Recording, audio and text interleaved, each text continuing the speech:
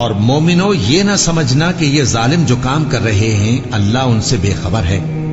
وہ ان کو اس دن تک مہلت دے رہا ہے جبکہ دہشت کے سبب آنکھیں پھٹی کی پھٹی رہ جائیں گی اور لوگ سر اٹھائے ہوئے میدان قیامت کی طرف دوڑ رہے ہوں گے. ان کی نگاہیں خود اپنی طرف لوٹ نہ سکیں گے اور ان کے دل مارے خوف کے ہوا ہو رہے ہوں گے.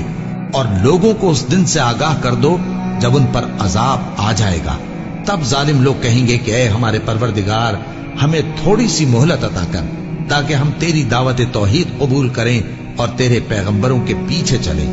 تو جواب ملے گا کیا تم پہلے قسمیں نہیں کھایا کرتے تھے کہ تم کو اس حال سے جس میں تم ہو زوال نہیں ہوگا.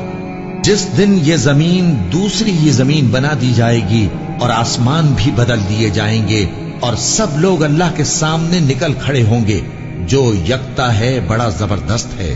اور اس دن تم گناہگاروں کو دیکھو گے کہ زنجیروں میں جکڑے ہوئے ہیں. ان کے کرتے تارکول کے ہوں گے اور ان کے چہروں کو آگ لپٹ رہی ہوگی. یہ اس لیے کہ اللہ ہر شخص کو اس کے اعمال کا بدلہ دے. بے شک اللہ جلد حساب لینے والا ہے. یہ قرآن لوگوں کے نام اللہ کا پیغام ہے تاکہ ان کو اس سے ڈرایا جائے اور تاکہ وہ جان لیں کہ وہی اکیلا معبود ہے اور تاکہ اہل عقل نصیحت حاصل کریں.